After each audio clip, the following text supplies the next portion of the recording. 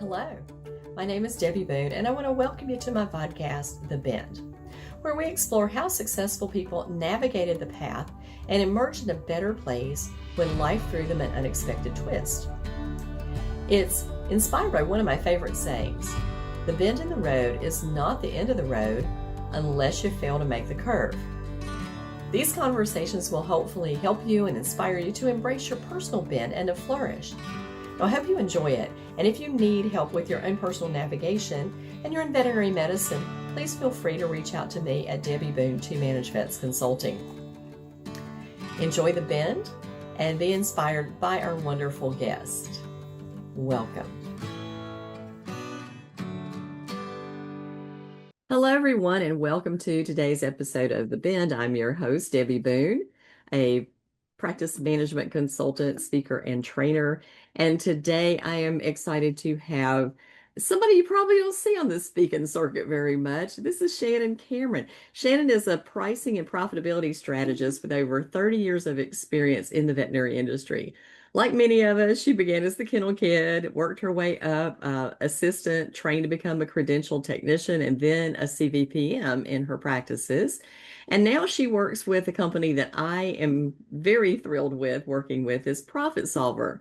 Profit Solver is a company that helps strategically price practices fees based on actual overhead rather than the guesswork that typically happens because the guy down the road charges that much, right? She loves everything related to practice management, and I can tell you that my practices have worked with her absolutely thrilled and say she gives them a great experience. So Shannon, thank you very much for the work you do with Profit Solver, with my clients and with other clients out there who I know appreciate the help that you give them. And welcome to the band. Well, thank you, Debbie. It's a pleasure to be here. So let's always start at the origin story. Why vet med, right? Yeah, so I come from a military family. I have three older brothers, and we were living in California, and I wanted some spending money during high school. I was joining the cheerleading squad, and it was very expensive, and my parents couldn't afford it. So I decided I need to go out and get a job at 15. And my brother's girlfriend worked at a veterinary hospital, and she said, "Hey, we have a job for nights and weekends, which would go along with school, where it's cleaning the hospital and kennels and things along those lines." And so I applied and I got the role. I was a horrible hospital cleaner. I will admit to that to my core. I hated cleaning the hospital, but I loved the animals. I always loved animals, right? Thought I would go to vet school, didn't. Things, life Same happens. here. Yep, same Yeah, here. exactly. So it was just funny. They realized very quickly that I was horrible at cleaning, but that I was really good with the patients and actually with the clients, which was Mm. kind of fun, even though I was young. So yeah, that got me started, and that just progressed to the next level, and then the next level. And I love numbers, which is sort of odd for a lot of people, but I love math. I love numbers, and that kind of came out pretty early on. And Mhm. so I actually took over managing that hospital at the age of 25, Okay. which was rough because I was managing people much older than me with Uh-huh. many, many, many years of tenure over me. But I'm kind of a natural leader when I walk into situations. I'm also a troubleshooter. I love solving problems. Yeah. So I think that comes from my math and analytical side. Yeah. And I think that translated very well into running a hospital. Yeah. Yeah. Absolutely. I mean, well, I think the best managers love to put the pieces of the puzzle together. Yes. And it's that, let me figure it out. Let me solve the problem. Let me figure Yeah. out what I can do. And the really good ones are analytical and can think outside the box is the problem solving because it's like other people have this very linear path to their thinking, Right. but Yeah. the best ones are going, what about this way over here? Right? Yeah. Let's pull Yeah. this thing into and see if we can't solve the problem that way. So CVPM, managing a hospital, and then what made you want to change to go into working for a company like Profit Solver? Well, I used Profit Solver as a practice manager twice in my career, once in Okay. 2010 and again in 2012, 2013. Timeline kind of all blurred through Yeah. there. Loved it. At that time, it was just basically an Excel spreadsheet where they had calculated out how to get billable labor, all of those things, Mhm. ROI on equipment, consumables built in. And I thought it was a really great practice manager. I got my CVPM about the time that I was doing my second round of Profit Solver, Mhm. and thought it was great. Realized that I wasn't as great as I thought I was as it related to the numbers and Mhm. setting my pricing and things along those lines. I still struggled with trying to compete with the guy next door. Mhm. We were in a fairly small community, 65,000 people, and there were 5 veterinary hospitals within Mhm. a half a mile radius of us. And Mhm. so the competition part was always important. Long story short, fast forward, that was my unicorn hospital. It got sold in 2020 to corporate. And I worked under the corporate for 18 months and realized I knew more than my regional managers did about veterinary medicine, about analytics, about everything for the Mhm. most part. Mhm. And decided that I would step outside the box. I kind of hit the ceiling. I was a hospital administrator of a very successful, very large practice. Mhm. Decided I would step into corporate and see if I could change the corporate mindset. Did that for 2 years and realized that I was wrong, that I Beating your couldn't. head against a tree, right? Yeah, yeah, exactly. Kind of banged my head against a few walls for a couple of years. Was really stressed, but I was running 14 hospitals in Northern California, Mm. 10 of which were dumpster fires, and with very little practice management experience. They basically assigned a technician as a PM when they sold. Um, so I did that for a couple of years, and I was leaving California and found myself looking for an option. And Profit Solver kind of it was posted on BHMA of all places, right? Mhm. And so I reached out to Steve, the CEO, and I was like, this is a perfect role. I'm living on the side of a mountain. I wanted to be somewhat remote work. Um, so it was amazing. It was perfect timing. I absolutely adore what I do because I get to help the GP practice. Well, Uh-huh. I work outside of GP too, but Uh, mostly GP practices, mhm. privately owned, be successful, Yeah. right? And that is my passion to my core Yeah. is helping privately owned practices Yeah. be as successful as some of the others. Yes. Yeah. And that is possible. I feel like sometimes the privately owned practice are like, well, we're just the little guys and we can never compete. But my premise is you're agile. That is the great benefit of being a privately owned practice with one location is that you can turn on a dime and Mhm. whatever is hitting in your Yep. market, you can change that. But somebody big has 1,000 hospitals to change because Yep. they have to keep them all uniform. Otherwise, Yeah. it falls into disarray Yes. pretty Yeah. quickly. Yeah. Already, yeah. Although I think sometimes it already is, and they just don't even know what's Yes. happening. Yes. I A think lot of so times, too. Yep. yes. But yeah, I'm with you. I love working with independent practice owners, and I'm really happy to see young veterinarians who are now pulling themselves back into Yeah. ownership. And Yep. at first, it seems like there for a while right after COVID, everybody's like, "Oh, I don't want to own a practice because this is horrible." But COVID was not real, right? It was not the reality of practice, but it was what inspired, I think, a lot of corporate buying because Yeah. they thought that we were recession proof, pandemic proof, whatever proof. But now Yeah. we're settling back to normal. So just, from I your agree. perspective, you're looking at numbers from Yep. well, I mean, we just were talking earlier, more than 48 practices, that you've Yeah. looked at numbers from. Do you see that same thing as that, that we're calming back down to Yeah. pre-COVID numbers and kind of settling Yeah. back into a groove? Yeah, I do. I think, you mentioned it. COVID was a blip, right? I've been Mm-hmm. in the industry long enough that it was a relatively large blip, but Mm-hmm. I think it taught hospitals some positive things. It did teach us that we could pivot on a dime, right? Mm-hmm. Um, Every day, all day going long. all day, every day. How many things did we change in a very short span of a Hmm. year that if in any other world without COVID, we would have been 5, 10 years Oh behind, yeah. right? Telemedicine, curbside, concierge services, all of those things that kind of Hmm. came out of COVID. I think those are positives.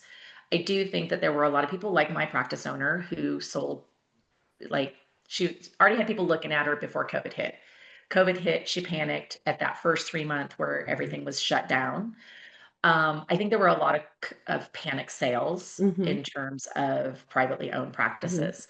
Um, and like to your point, I think a lot of corporates bought up practices that they did a poor job of due diligence on Yes. that they probably shouldn't have bought. Yes. I did that for 2 years. I worked a lot in due diligence within Ah. what I was doing and looking at new hospitals, and kind of showed them what they should be looking at Uh-huh. as opposed to just numbers on a spreadsheet. So I do think that I have seen a trend personally. I have 4 new startups that I'm working on where I have doctors who I talk to on a regular basis who said, I never thought I wanted to own. Was fine being an associate. My practice got sold to a corporate or to a Hmm. consolidator, and I decided that I could do it better. And now they're moving into their own. So I Hmm. do think that the pendulum is swinging back a little Hmm. bit to privately owned hospitals. And to your point, I see some of the really young ones, 3, 4, 5 years out of school, that Yes. are looking to own, and it makes me excited. So yeah, I do. I see the trend as moving back in that direction. And I also think when you're talking about profitability, if a big private equity company owns you, they want 30% profitability. Mm. If you're a privately owned practice, just managing your own practice, you're fine at 20%, Yes. 18%, 22, whatever you Yeah. set your target at. Yeah. It kind of depends on what your goals are. Do you need to renovate? Do you need to buy new equipment? Things along those lines. And it makes it a little easier for us to offer prices to our clients that are Yeah. still, I don't want to say necessarily affordable, because I think as an industry we have gotten more expensive. We have to. There's no way around that. Right. Um, but more affordable than maybe the corporate challenger down the street that Yeah. you might be facing. Well, that I agree with you because we don't have regional managers, district managers, vice Right. presidents. We don't have all that upline to support. Yep. We are just self-contained and we can be reasonably priced Mhm. and still be profitable and still Right. make a good living and still support our teams appropriately. And Yeah. so it is absolutely possible if we're strategic about pricing. Yep. So I wanted to talk to you about pricing because just from my own personal experience, I go to the only AHA accredited hospital in my town, and they Mhm. were purchased. And within a year, there was a 15% price increase. And of course, I'm going to pay attention because I'm going to look at my invoice from last year to Right. this year and compare. Right. But in the 15%, I mean, as a manager, I would have never considered raising my prices 15% in a year. Right. Yeah, but mostly Yeah. three, about three. Five was pushing Yeah. the envelope, right?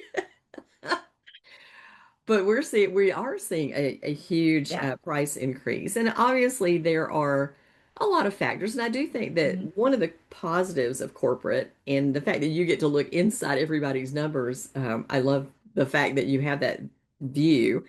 Yeah. Is that we're paying people better, that we Oh, are 100%. actually doing a better job with that. And that Yeah. was pushed from the corporate side. And there's still some practices out there who I am shocked that people work for what the wages that they Yeah. Same. accept. Same. And I don't think it's just kind of like my work and your work. Don't you wish that everybody would just listen to us and do what we say? Yes. Well, like, you would do It's so much baby better if you steps. would listen. It's baby steps though, right? Sometimes Yes, you what's the rule? You have to hear something 7 times before it sticks. So I think yes, sometimes that happens even when we're having these conversations about pricing, yes, or about payroll, or whatever it happens to be. yeah. Sometimes it takes us, you and I and maybe 5 other consultants, to kind of come in and say it over and over again, and then maybe they kind of move the And then needle. maybe they'll like, but then they still don't like change. So you're still like, oh no, Yeah. I can't Yes. do Yeah. that. I can't do that. So let's talk a little bit about what your favorite success story is. I mean, do you have one that really sticks out? You've worked with several of my clients and they Yeah. love working with you and I watch their numbers every month and I watch their profitability increase and I watch their labor costs stabilize. And Yeah. so Yeah. I'm really thrilled because unlike you, I don't like numbers. I am a people person. That's where my training is. I did operations for 23 years in practice like you, grew up doing it.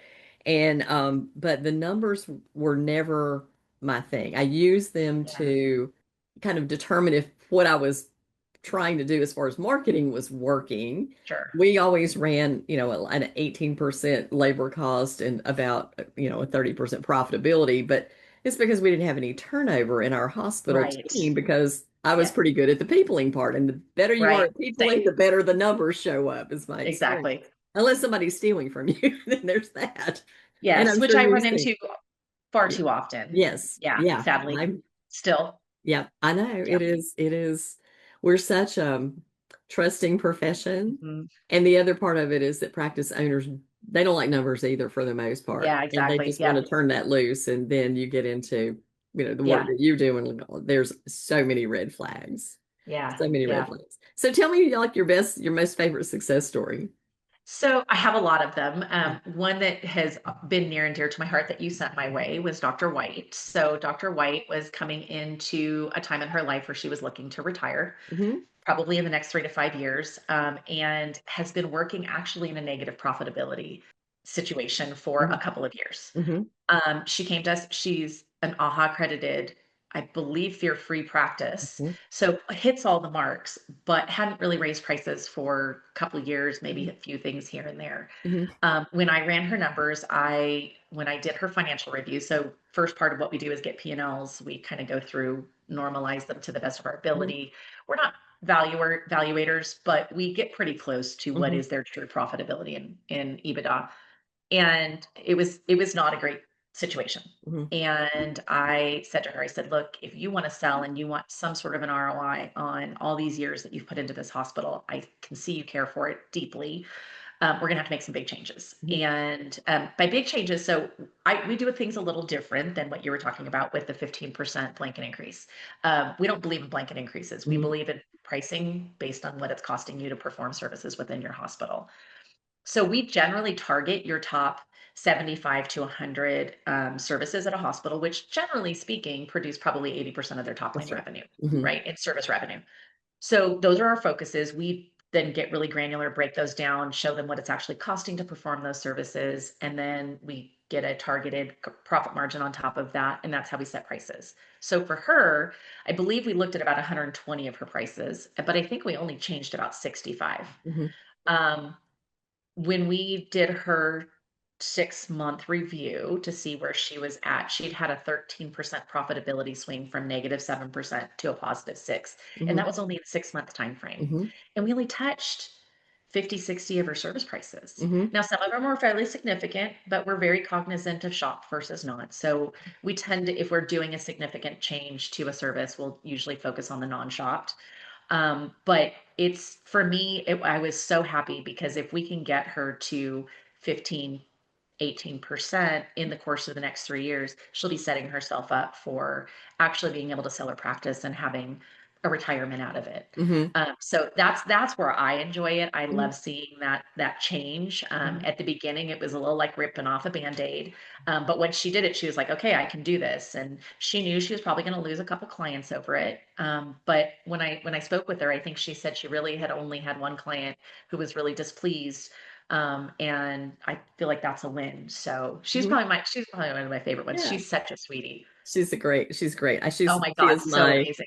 my longest client that I've worked with the longest. And when I went into her practice, I said, "This is the most perfect practice I have ever been in." I mean, everything it's AHA accredited, and they follow the rules. They don't Yeah, do it just for the just for accredited, this. right? Yeah, And then always behavior focused. So great customer service experience, yeah, great animal experience, minimal restraint on all the animals. And but every time we would work on pricing, I'm like, you've got to, get this stuff done. And it would seem like the manager would just drag her feet and not really get the changes done. And I would go back and I would like, have you done the pricing change? Well, we're getting around to it. I'm like, I saw her yeah, folding towels. This is not, the important thing to do. You need to be doing these things. So yeah, I'm just finally, I said, I think you really need to do profit solver. I think this is what needs to happen here because there needs to be, here's what it is rather than us sitting here trying to calculate and figure it out because it just what yeah, needs to happen, as it yeah, goes. yeah.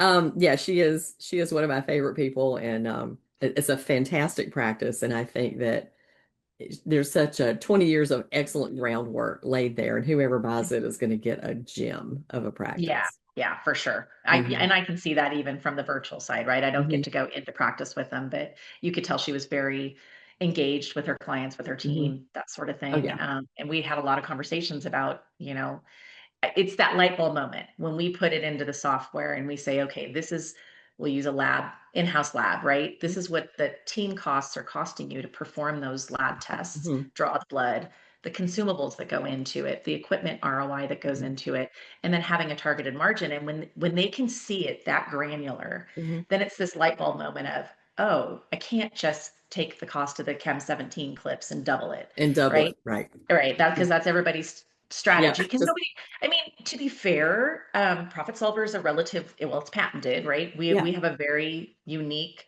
software package that we offer, but then it's also the consulting part. Yeah. All of our consultants are CVPMs, Mhm. and most of us are RBTs or LBTs, depending on where they're at. They kind of understand. We can walk through when we're going through the time and motion study to say Yeah. who does what, in what role, in what capacity Yeah. in the course of this service. We kind of understand that part. Mhm. So it was nice. It's very helpful, I think, to the doctors, especially even to the Mhm. practice managers who may not be on the floor, to Mhm. have us be able to help walk them through it. So what I love is that light bulb moment of, oh my gosh, I've been charging, let's say $50 for an IV catheter for 20 years. And it's really, when you break it down, it's costing you 65 Uh-huh. and you have no margin, right? Or Right. I'm doing an IV catheter for free under anesthesia because I have to for AHA. Let's use AHA for an Uh-huh. example. But I'm not charging anything for it. I'm Uh-huh. not capturing recovery of that cost. Yeah. Well, they only, if you're looking at it from just the black and white perspective, they may just see the IV catheter and the tape and this, Yeah. saline. They're not taking into consideration the time and all the other consumables that Right. go into it. Yeah. So it's so fun to see that light bulb go Yeah. off. Yeah. I Yeah. love that. We touched a little bit about, looking at and finding embezzlement. Um, Mm, Tell me what you've seen there. I like to tell these stories because I think people are just naive about what mhm. to look for. And back in 2008, when I first started consulting, I did a talk about embezzlement because my sales reps were coming in and telling me these horror stories. Yeah. Because as the economy gets tighter, Yeah. theft becomes more prevalent because people get pushed more. And we tend to, have lax and kind of we're like family atmospheres in our Uh, hospital, and we don't put good systems in place for checks and balances. And so I'll go in, and I mean, like one of my practices, I said, "You got to get rid of your boyfriend. I think he's robbing you blind." And sure enough, by the time she took him out of her QuickBooks, where he wasn't going around, buying dinner for everybody in the town on her dime, we figured out why she was losing money. And yeah. then he departed too. So, Yeah. it's stuff like that. And sometimes it's the people who are closest. Yep. Some Yeah. the practice manager usually does the biggest damage. But Yep. I've Yep. seen spouses and boyfriends and accountants and a lot Yeah. of people that you trust, you still have got to put the systems in place. So tell Yeah. me your I, biggest story. I agree. Thankfully this one did not happen to me. But it was probably 10, 15 years ago. There was a very good practice in the Bay Area where I worked. I had actually visited this practice way back in 2008 when I was looking at Cornerstone, and it Oh, was a spa practice. So I went and checked them out. They were fully integrated at the time. Had worked with the practice manager. Come to find out, like 10 years went by, and all of a sudden I saw on the news that they just shut their doors one day. Put a sign up, said we're closed. Clients couldn't get their medical records, nothing. It was horrible. Well, it turned out that the practice manager was pulling 401k deferrals from her employees, not putting them into their 401ks. And you know um, how it is. We have a lot of young employees who work for us who probably never look at their 401k account. uh-huh. Didn't know it. It had been going on for 4 or 5 years. And it was over $500,000, Oh, wow. and it was a horrible thing. So Yeah. my thing for people, and I've had small theft at my own hospital. Mhm. Had a CSR who would take a return on something, like we used to carry some retail stuff, Mhm. collars, stuff like Mhm. that. The client would pay cash, and she would return it and pocket the cash. Ah, And she was actually doing it while I was on a maternity leave, which was when she started, and it was very innocent at the beginning. She needed some gas money, right? uh-huh. Realized that it was easy to do. Then it kind of got bigger and bigger and bigger. Mhm. And so she was doing that. So that was one of my personal ones. For me, it's you have to have checks and balances. Mhm. There can't be one person looking at the numbers. Mhm. It has to be everybody all over the board. Mhm. Putting in some controls within your PIMs to say if it's a cash account, there you can't return it without a second signature, Hmm. right? Depending what your PIMs does. Yeah. But I have talked about this for years because I've run pretty profitable practices with my own practice owners. Like, you guys need to look at this. Like, I would have monthly meetings, go over their P&Ls with them, go over what's in the bank, have these conversations, and they'd be like, okay, yeah, great, great, great. And I would literally sit them down and say, I could be embezzling hundreds of thousands of dollars from Yeah. you every year because it was a, $4.5 million practice, Hmm. and you would never know. I'm Yeah. sitting here telling you, and that's what owners do. They Yeah. they they build these practices. They're very successful, and to your point, oftentimes it is the practice manager Uh-huh. that's the one that's contributing to the Hmm. problem. But theft goes a lot further than just dollars. It can Yeah. be product. We don't do a good job of inventory management within our Hmm. systems. Hospitals that have QBEXs are a little bit better with this, but you know how expensive a Yeah. bottle of, I mean, not bottle, a box of Simparica Trio is. Yeah. If one employee a month takes a 6-pack of Simparica Trio, you're talking hundreds of dollars Yeah. in the course of a month. Yeah. And it's just something that we don't do a good job of triple checking. DEA compliance is another example of that, right? Hmm. During my time at corporate, there was a hospital that within our system, not within my group, but the practice manager and the lead technician were diverting butorphanol, large amounts of Oh butorphanol. my gosh. Yeah. So, it happens. And I think you said it earlier, we're a very trusting Hmm. industry. Partially, we want our clients to trust us. So we also tend to trust our employees. Yeah. But you trust but verify. You know, So that's true. that's the biggest piece. You That's have to it. have more than one person involved in Yeah. everything, especially Yeah. as it relates to product or money. Oh, yeah. 100%. And the other thing I think, and you're talking earlier about time and motion studies, is theft of time. Oh yeah. And Hmm. that's something we really don't pay that much attention Yeah. to is people, punching in 5, 10, 15 minutes early, eating breakfast, and then Yep. starting to work. I'm like, I Yep. don't pay you to eat. This is not the Yes. way this works. If you eat before you get here and then let's hit the road. So Yeah. those little Always. things always add up to, Yep. pennies make dollars. And of course, it's the manager's job to watch the pennies and the dollars. But the Right. staff needs to have an awareness that that's really not okay. Yeah. And there's so many little nuances Yeah. to this, but there are very creative theft models out there. And Sure. I've Yeah. seen some stuff that I went, oh my gosh, like the manager of one hospital, uh, when you would get a statement for your power bill, she had her own personal power bill and she would pay her personal power bill and the practice power bill At with the same time. with the Yep. company's check and put both Yep. of the little slips in there.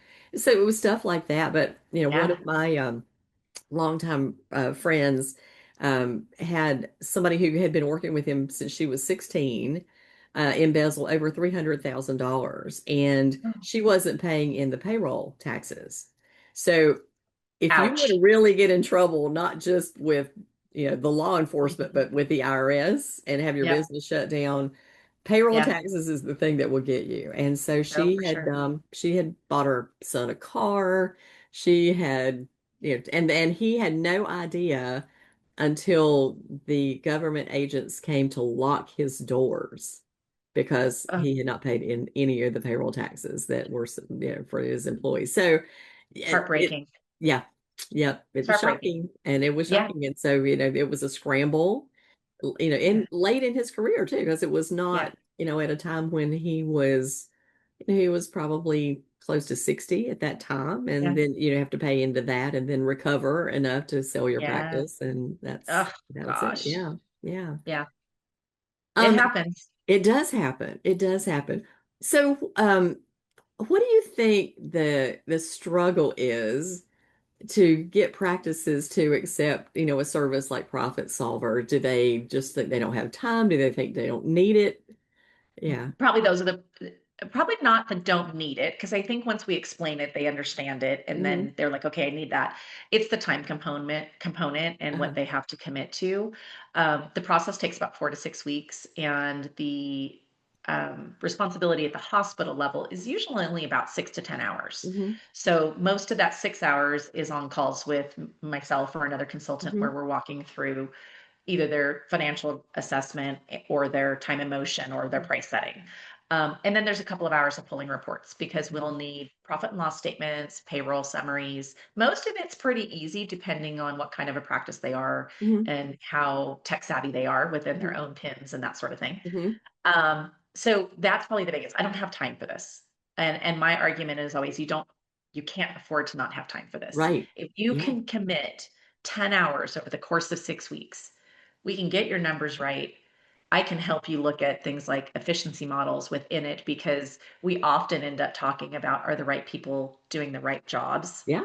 at the right pay point, right? Hmm. And what does it mean to have a doctor draw blood versus a technician, right? Hmm. And maybe that, talking through some of that, it ends up helping them in operational efficiencies, Hmm. even though that's not what we're doing, Hmm. right? Because when they see the differences that the changing a person in a role has Hmm. on their profitability, Hmm. again, those light bulb moments, right? So Yeah. I usually say you can't afford not to time wise, right? Right. As for the cost of the product itself, it's actually considering how much consulting you get through a year, it's actually very reasonable. Uh-huh. But it's usually upfront. It's not a month-to-month model. Hmm. So sometimes hospitals will have a little problems with that. Hmm. We'll work on that. We'll split it into 2 to 3 months if we Hmm. need to, that sort of thing. Hmm. And we have a 2-to-1 guarantee on their investment. So if they have not by the end of the year doubled what they have spent on Profit Solver, we'll Hmm. give them their money back. Hmm. So it's kind of a no-brainer, but it's funny because almost every hospital recovers their investment in the first month. Hmm. Yeah. I mean, Yeah. it's just, and it kind of depends on what they're comfortable with, Hmm. right? If I make recommendations, one thing I will say about it is all I do is show them what it's costing them. I'll tell them somewhat about what benchmarks are for people within Hmm. their same socioeconomic diversity within Hmm. wherever they're at, because I kind of look at that a little bit. What are the norms? What are things like that? But I don't drive the bus. They get to drive the bus. Yeah. They get to say, oh, no, I can't go up on that particular fee. Okay, well, let's look at something else where maybe Hmm. you're a little bit more comfortable. Like I Hmm. said, that shoppable versus non-shoppable piece. Hmm. So that's my thing is you can't afford to not do this because year over year, most hospitals' margins are diminishing. Even Yeah. hospitals that used to have a 22% margin, Hmm. they're starting to tick down. Yeah. And I talk to very successful hospitals all the time that used to be at 22%, now they're at 18, and they Hmm. want the help with getting back to that 22% Hmm. target. Hmm. And every hospital is different. What their targeted margin Hmm. is can vary widely. I have one hospital that she built it a couple years ago, has all new equipment, has really good staffing, and she's like, I'm okay with a 12% model. Hmm. I don't need to sell in the next 10 years, Hmm. and I want to be as close to nonprofit as I can for the people in my community. Hmm. Yeah. So I think that's the biggest thing is the time component and the cost, Yeah. obviously. But like I said, most hospitals recover the cost in the first month Yeah. just on the Yeah. price increase. That's Yeah. it. Yeah. Yeah. Yeah. I mean, I've been super pleased with every of one of my clients that you guys have worked with, and a reason I kind of started recommending Profit Solver is kind of looking at the work that I do with, and much of it is just operations. It's just laying Right. the groundwork. It's mission, vision, marketing. What does your Right. website look like? Why do you walk in the door every day? And then how do Yes. you get all your team focused in that direction? And then I look at the numbers and I look, but I don't have the perspective of looking at hundreds and hundreds of numbers Right. like you guys do, Yeah. so that you can see them regionally, because I've been in San Francisco working in a hospital that their general practice exam was $165. Right. That's in the middle of San Francisco. And then Right. I've also been out in the middle of Wyoming and it's $70. So Yeah. it depends on where you are in the world and what things Yeah. cost around you. For sure. Um, and you see a lot of that. Like they had receptionists making $35 an hour, Yeah. where you're still seeing 15, maybe, and sometimes Yeah. I was just 13. gonna say, unfortunately, I see some that are Yeah. less than that, but yeah. Yeah. Yeah. Depending on where you are. So it's really hard to say, because if you don't have that big picture Mhm. to say what you're supposed to be in that area, and of course, you can always go to the Department of Labor and look at what people are paying, but that doesn't Right, necessarily mean that's what you should be paying. Sometimes that's right, just right. what is being paid Yeah, out there in the world. And, like you, I ran practices for 23 years, and I look at what I was paying my CSRs back in 2005, and there are some today that are only making $3 an hour more than I was paying back then. yeah, yeah, And you're thinking about the cost of just living. I don't know, how do people make a living like this? How do they yeah, survive like this? yeah. And you wonder why there's turnover in those positions. Well, it's because they can't live Can't live at unless that. they have a second provider in their house. Like Yeah. I know for me, I was, when I was young and coming up in the industry, I had the luxury of having a spouse who had a pretty good income, Yeah. right? It allowed Hmm. me to pursue what I loved and not make a lot of money doing it. Hmm. And I would say, and I think you touched on this a little earlier, one benefit I see of COVID is we did get a big bump in our employee pay, right? Hmm. I see technicians, especially like credentialed technicians, who are Hmm. actually making, $75,000 to $100,000 a year as a technician. Most of those are Hmm. in California.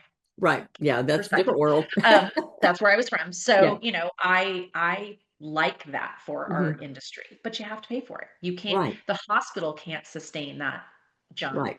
And the in consumer is payroll. going to be the one that ultimately pays And for and that. unfortunately, consumers are going to be the one that pay for it. Yeah. But as a medical profession, we have been underpaid Yeah. significantly for Right. decades, right? Yes.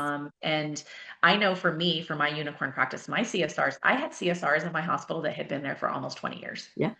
but they got paid well, Hmm. and that's why they stayed and they loved what they did. And it was, we, like I said, we call it a unicorn practice because I had almost no turnover unless it was they were leaving the state kind of Right. a situation, Same here. which a Yeah. lot of people did, including myself. That's to me is a positive. The negative is the impact that it has on hospital profitability, Yeah. and you have to make up for it someplace. Yeah.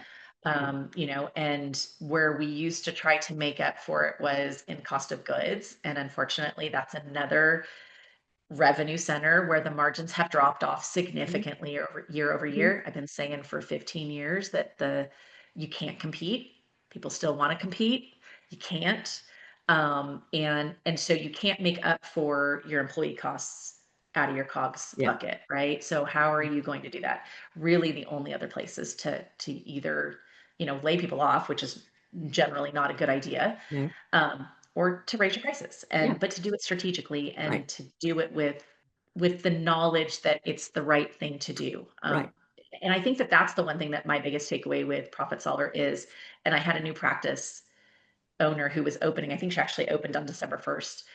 When we did it, she says, now I can walk into running a practice with confidence behind my fees. And I Hmm. can teach my team what goes into those fees Right. so that they're confident in making those recommendations. And I think that's the biggest thing for me is taking that anxiety away.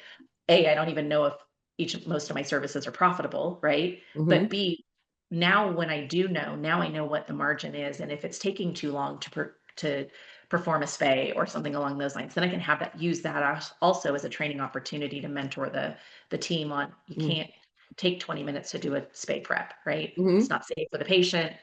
It cuts into profitability, Yeah. those kinds of things. So I Yeah. think there's so many facets to it that, it really does pay for the team that you're paying more for Hmm. by charging appropriately for the Right. services that they are performing, Yeah. especially. Yeah. Oh, yeah. Absolutely. Utilizing the team.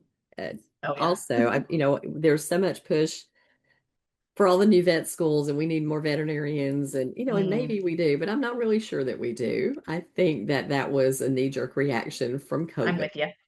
And I feel like what we needed to do was leverage the people that we already have and Hmm. pay them appropriately, and then keep those technicians. And then, of course, the other side of the coin, which is my banner that I wave, is training communication and Yep. client service, and Yep. making sure that we're doing client service and employee client service within the team. Because Sure. I'm like you, I people stayed in my practice for years Yeah. and years. I mean, I had almost non-existent turnover unless somebody went to college Yep. or somebody moved out of town, or something unforeseen happened.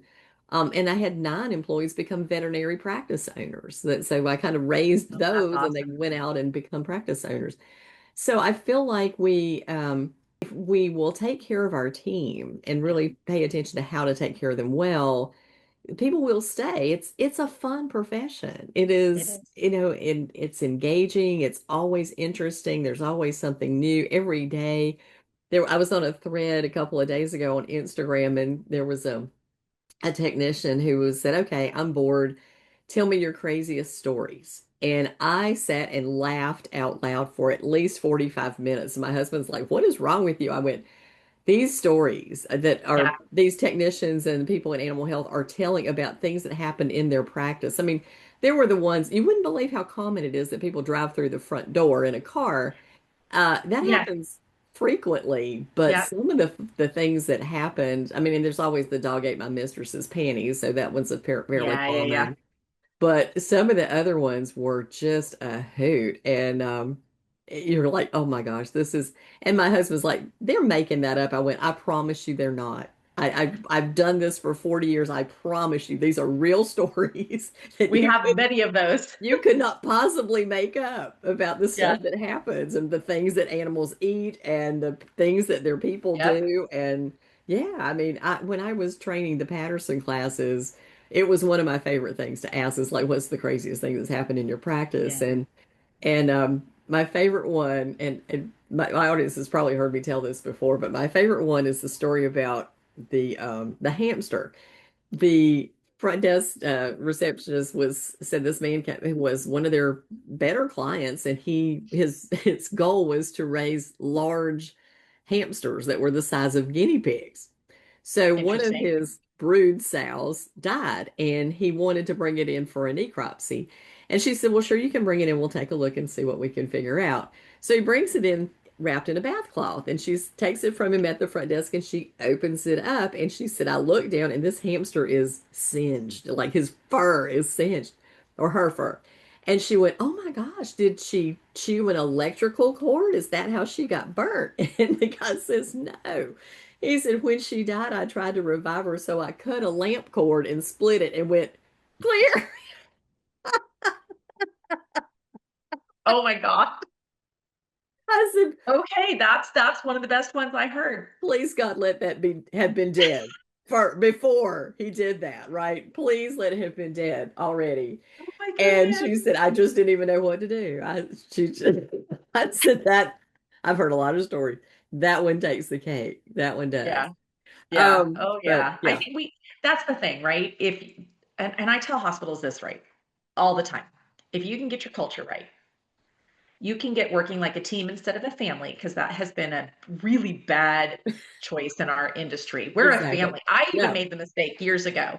And yeah. I think I don't remember who told me, he said, you're not a family, you're a team. Teams are accountable to each other, they're accountable to their roles, having job descriptions for each, so all of Mhm. those things that, we as Yeah. CVPMs, we've Family are been just doing people for you're decades. born into and stuck with, right? Exactly, right? There's no accountability. You're going to love them whether or not they're horrible, whether they show up, they don't show up, that sort of Hmm. thing. So I think for me, that's the biggest change. But if you can get that right and you can get a team that, yes, not just communicates well with the clients, but communicates well with each other, Hmm. you're going to get that Yeah. unicorn situation. And if you can get that right, the clients will come because Oh, they absolutely. perceive it. Yeah. They understand You because feel it. now my CSRs can explain what this $3,000 bill might Yeah. include, right? As opposed Hmm. to just having the 16-year-old that has to give somebody a $3,000 TPLO invoice. They Yeah. don't even know what a TPLO is. Uh-uh. Teach, train, Yeah. let them understand what they're talking about Yeah. so that they can get the why behind the Hmm. bill to the Yeah. client and be able to have that conversation openly and not be afraid of it. Hmm. So I think that's a big part of it. So yeah, Hmm. I love that. And I've always CSRs have been an important part of my group, Yeah. probably one of the more important, and I paid them really well. Yeah. I mean, Yeah. they were making the same as most of my technicians were. Yeah. Yeah. So, Well, in my practice, we could not find licensed technicians in my area because they would all go to the vet school in Raleigh, sure. or we were there at Research Triangle Park, where all the pharma companies were paying them to No. do research. So we Yep. couldn't even touch their salaries. So we all had, homegrown Yep. assistants in the back. But my CSRs were there forever. And one of them was a registered nurse, and she had been there. Oh, She's the one wow. who hired me. So we were trained to take the history at the front desk Yep. and I gave them tests. They knew the Yep. components of vaccines and, Yep. the Same. anatomy Yeah. of the ear and all the Yeah. things. And so they were actually able to explain things to people.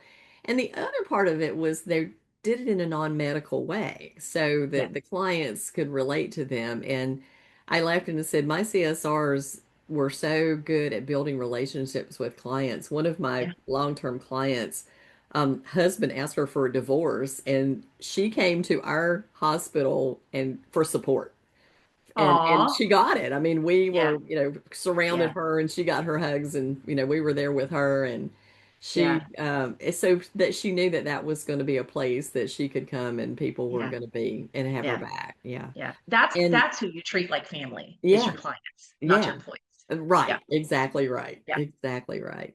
But Yeah. then when I tell people, I said, look, my average tenure for a receptionist was over 15 years. And the people that I hired before 2005 are still working in the practice, and except the ones who've retired by now. Yeah, it's been Yeah. 20 years. They're just stunned because the average Yeah. tenure of that position is 6 months. Yeah. Well, if it's Yeah. because you stick them up there, you don't train them to do anything, and then you don't Yeah. let them do anything, which is the other thing that happens. Like, oh no, you're not allowed to talk. You're just the cash register. Right. And then they wonder why people quit because they're Yeah. also getting the greatest amount of abuse from the Also, client. always. Yes. Yes.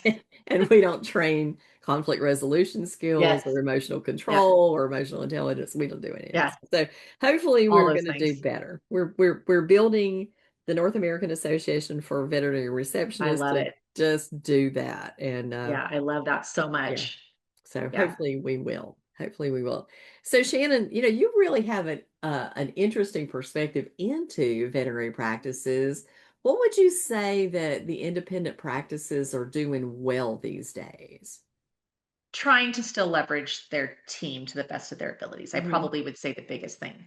Having been with the corporate group, it was all about just hire cheap and, you know, move the numbers through. Where Mm-hmm. I still think in our independently owned practices, and unfortunately, this may be to a fault that the doctors are still doing stuff that they shouldn't be doing Mm-hmm. because we're trying to keep the team lean, or we're trying to train, or we're trying to mentor. Mm-hmm. So I think that that is probably the biggest piece, is that the hospitals that I see that are successful are the ones that are leveraging their team, that Mm-hmm. are utilizing those pieces. And whereas in corporate, like I said, they're just turning and churning, Yeah. and it's just a numbers game, and Mm-hmm. they don't care if they're hiring people at, like you said, $15 an hour, which at least in California when I was there, you couldn't do that because we had a minimum wage law. Right. But um, that was also detrimental to a certain Mm-hmm. degree to vet med, because you couldn't hire a kennel attendant for under $20 an hour, Yeah. right? Which means your kennel fees are more expensive if you're boarding, things along those Mm-hmm. lines. But I do think that most of my independently owned practices do acknowledge the skill sets within their team and Mm-hmm. are trying to leverage that to the best Mm-hmm. of their ability. I think one of the places that we struggle a little bit in the independent is the mentorship piece. Mm-hmm. And you talked a little bit about vet schools and the number of vets. I'm with you. I think in 5 years we're going to go, oh darn, we have too many vets. Right. I think there was a huge push to work-life balance, which I'm all for work-life Mm-hmm. balance, but there are a lot of veterinarians who only want to work 3 days a week, and they want it to be Tuesday, Wednesday, Thursday in our industry, and they want to make $250,000 a year doing it.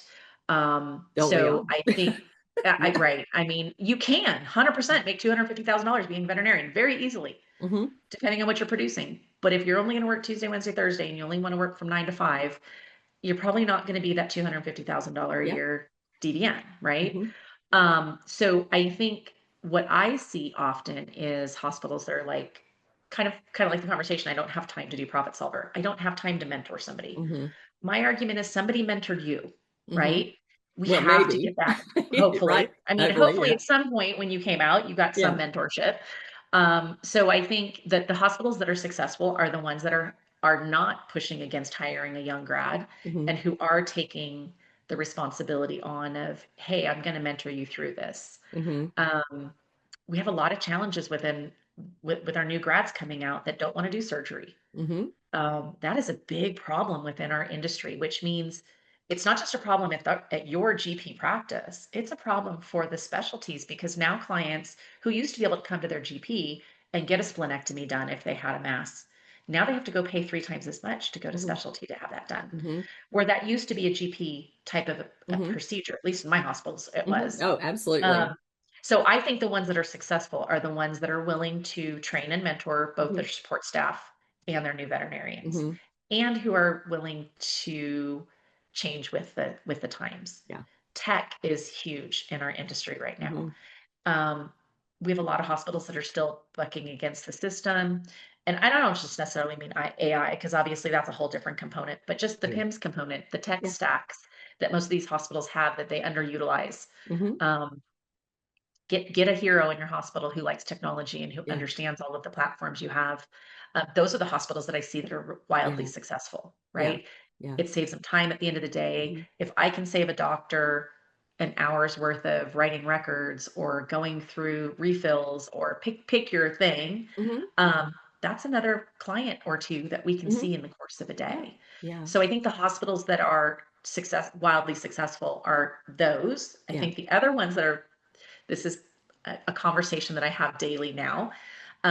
You mentioned it. We're normalizing out of COVID, right? We're getting back to where we're not booked out 3 to 4 Mm-hmm. weeks. Well, that's normal, right? Right. Most hospitals weren't booked out 3 to 4 weeks until COVID No, hit. ever. It was usually a couple of days people could get out. Right, Mm-hmm. if that.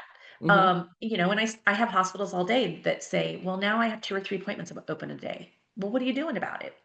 And unfortunately, with the shift in people who were in our industry, we had a lot of practice managers who were running hospitals that weren't around prior to 2020. Yeah. They don't remember doing data, looking for data on retention, on lapsed reminders, things Mm-hmm. along those lines. Mm-hmm. So I think the hospitals that are successful right now in this new kind of shift Mm-hmm. that we're seeing are the ones that are going back to basics. Yeah. Are we looking for vaccine reminders that Right. lapsed a year ago? They're Right. gone Yeah. out of your system. Nobody's talking to those people, Right. electronically Exactly. or not. Nobody's talking to them. So Yeah. what are we doing about that? Yeah. And the ones that are adjusting their payroll based on the need of the hospital. Mm-hmm. I had a doctor the other day that I was talking to, and very successful hospital during COVID. It's slowed down a little bit. It's obviously the holidays. She's got a doctor going out on vacation, and I said, "Well, have you adjusted your team hours based on that?" She's like, "No, I haven't." And and I noticed that they're getting overtime a lot because they're punching in early, Uh-huh. eating breakfast, Uh-huh.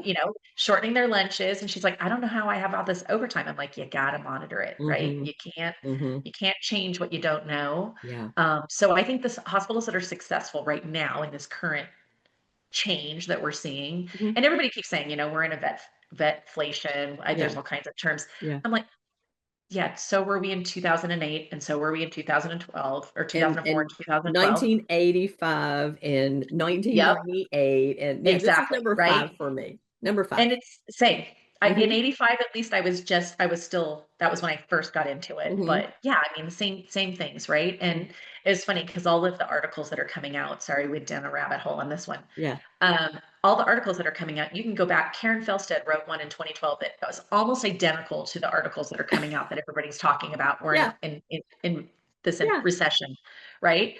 And it's just funny because you could just take the two, and if you just change the dates in there, they're almost identical. Yeah. Um, Pivoting, right? Yeah.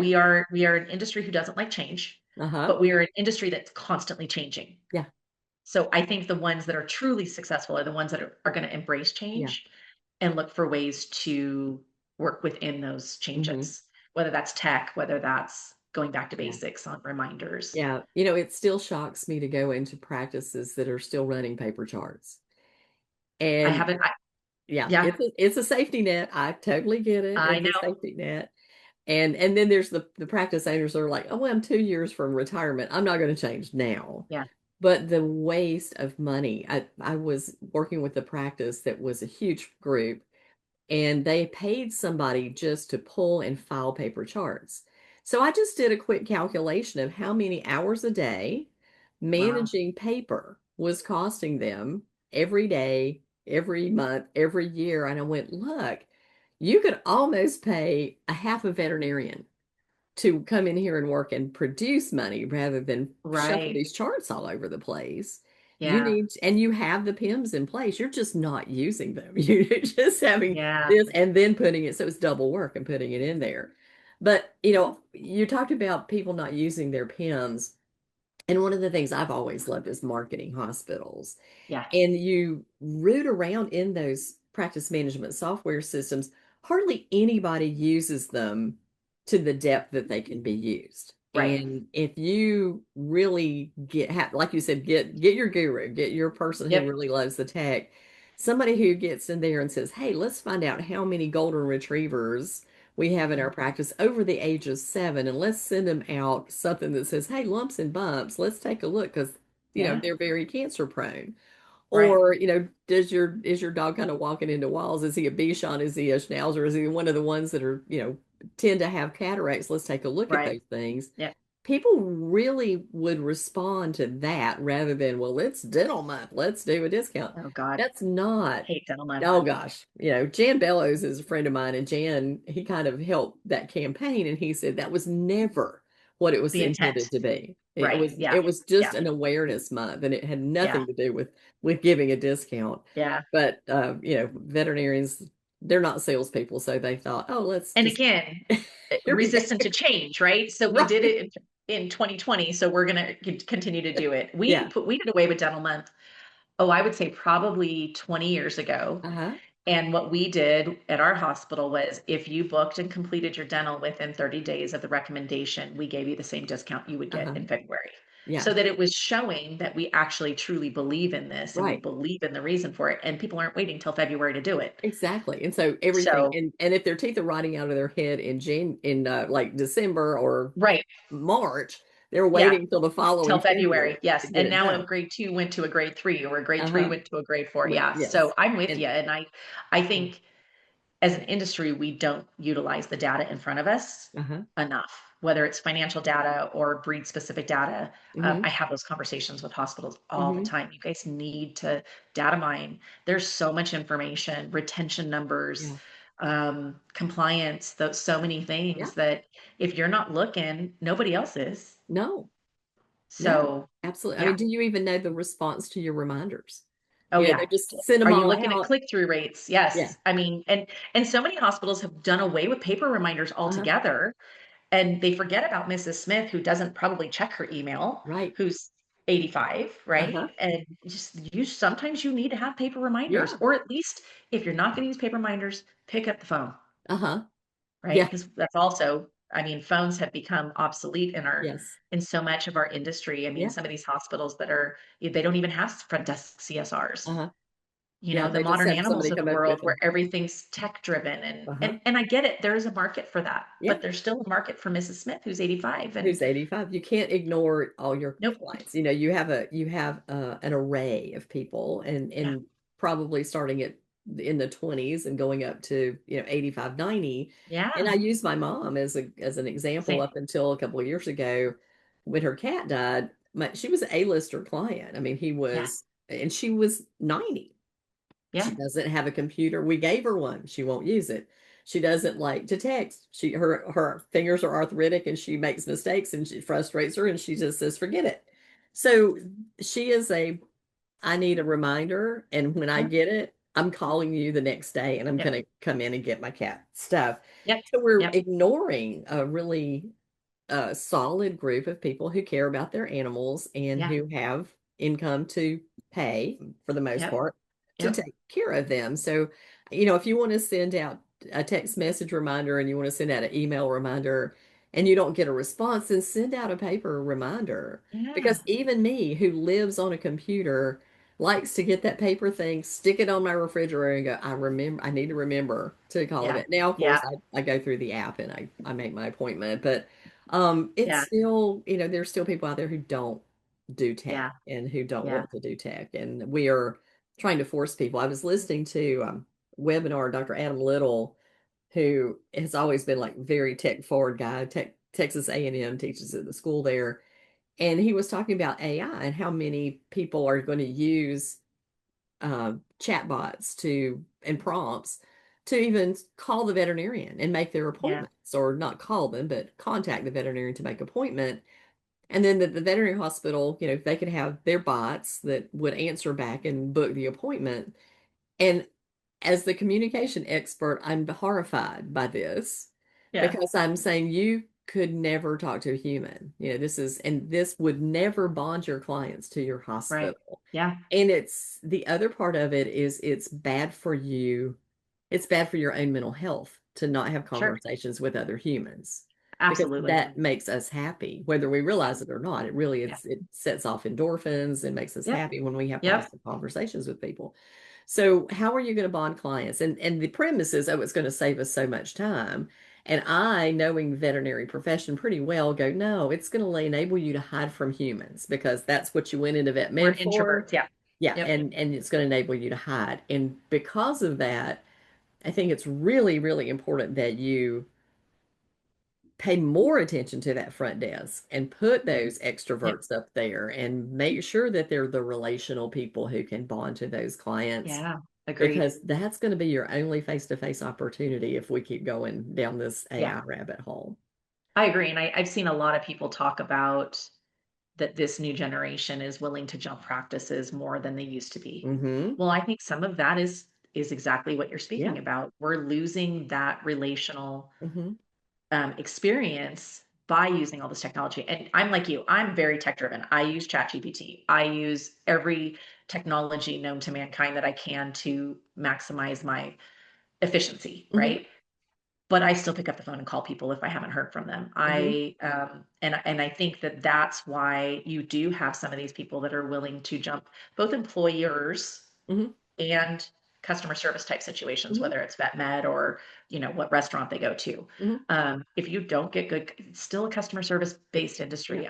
Yes, we are medicine, and I'm with you. Most of the people in our industry are introverts, and we're creating a situation that just buys into that side of them. Mm-hmm. And we got to keep pushing them out of their comfort zone Mm-hmm. because that's how you're going to make those relationships, and that's how you're going to keep clients from Yeah. jumping to the hospital down the street. Exactly, because So, there's no bond, there's no trust, and it makes it more difficult to work with them when they do come through the practice and they go through their client journey. If you have not made any kind of connection with them right. personally, uh, why would I trust you? You are a stranger to Yeah. me, a Yep. complete Yep. stranger to me, and Yeah. it looks like all you're trying to do is upsell me stuff. Yeah. Yeah. And they're going back to those talking about running client retention numbers. It's something that most PIMs you can't find easily in most Right. PIMs. And You it gotta is do the the work. most valuable number that we have in VetMed Yeah. is the retention Yeah. number. And Yep. if we don't pay attention to how many people are coming back, we don't realize that every year they come back, they get easier because they've had Yeah. experiences with us. There's trust built up. Yep. We've managed a case, things worked out well, and that trust continues to grow. And so the longer people are with you, then the actually the more fun they are to manage Yes, and I deal agree. with Yeah. because Yeah. they're like family or friends coming back to visit, if Yep. you see them every 6 months or so. It's fun. Yeah. Yeah. And And we if are everything is losing. chatbot, we're not getting that. We are not getting that. We are not Yeah. getting that at all. Yeah. I'm all for the AI scribes in the room that are just condensing what you're talking Hmm. about, and I actually like that piece because it forces most veterinarians who used to do physical exams without talking Yes, to talk through it so the clients don't exactly. go, well, they never did an exam. They just pet Right. my dog for 15 minutes. That's Well, it. no, they actually did. Yeah. So, there are upsides to the technology piece too. That is buying you extra time. That is, Hmm. making you physically verbally talk through an Yeah. exam, which I think is great. I think it's But great. some of these where you don't have CSRs at the front desk. Like 10 years ago, we moved all of our phone CSRs were in a different room so Hmm. that the front desk could only sit and converse with clients Yeah. if they got stuck in the waiting room or greeting them. And Hmm. we taught very much that you'd stand up and greet your client. Yeah. Kind of That's old it. school. I Yeah. realize, I am Yeah. old. It's okay. Yeah. It's all right. But that's the kind of thing that bonds you. And It's kind of like this. Every now and then, a pencil is the best tool. You know? I agree. Yeah. Yep. Yeah. Yep. That's funny that you mentioned that because I use, we talked about it when we got on the call. I use AI meeting notes, things along those lines, Uh-huh. but you'll see me chatting jotting down notes while I'm in a meeting because I'm still that just solidifies whatever that note Mhm. was in my brain in a Mhm. different way. Yeah. And so there's nothing wrong with old school as long as you're willing to also implement some of the new Yeah. technologies, the new tools that are coming out and Yeah. coming down the pipeline, and trying to find that balance. And you mentioned it with paper practices. I have a hospital that's just starting with me on Profit Solver, and she is currently going through both a PIVS transition and a transition to electronic medical records simultaneously. And I kind of Uh-huh. went, might have wanted to do those two things. But That's she finally got talked into doing it, yeah. so she's just ripping the Band-Aid off. Just jump in the water. Sometimes you just have to jump in the water. Yeah. Oh my gosh. Well, Shannon, this has been wonderful, and I thank you very much. I think we could probably talk all day about the stuff that we see and Same. kind of the inside view. But thank you very much for your time today. And Yeah. like I said, I appreciate the work that you do with my clients, the Profit Solver. They all have fantastic things to say about you and say, as painful as the process is gathering and doing all that, that you make it much easier for them, and Well, that I hope they so. I try. probably would not have uh, enjoyed it as much if they didn't get to work with you. So thank you for doing Well, I that for my appreciate clients, and that. I'm sure for the many other ones that you're helping out there. Well, And of to the course. audience today, we will put information about how to get into contact with Shannon and Profit Solver and her bio in the show notes so that you have a resource to reach out. And it is the day before, 2 days before Christmas. So we're just going to say happy holidays to everybody here. And if whenever you're listening to it, we hope you had a very happy holiday if it's in January or February. But please do consider, paying attention to a deep dive into your numbers, even if you're not a numbers person, because it's the important part of managing Yeah. practice, taking care of your team, being able to take care of your patients, because when you're constantly living on a shoestring, you can't afford to upgrade your building, do all the things that you would like to do, and take care of the animals that are in your care and the humans who care for them too. So. Thank you very much for your time today. And Shannon, thank you for coming on this episode of The Bend. Well, thank you, Debbie. I very much enjoyed this. And yes, I feel like we could talk for ages. Yeah. So looking forward to seeing you at Vet Partners. Yes, we will be there. All right. All Thank you, right. Happy everyone. holidays. Same to you.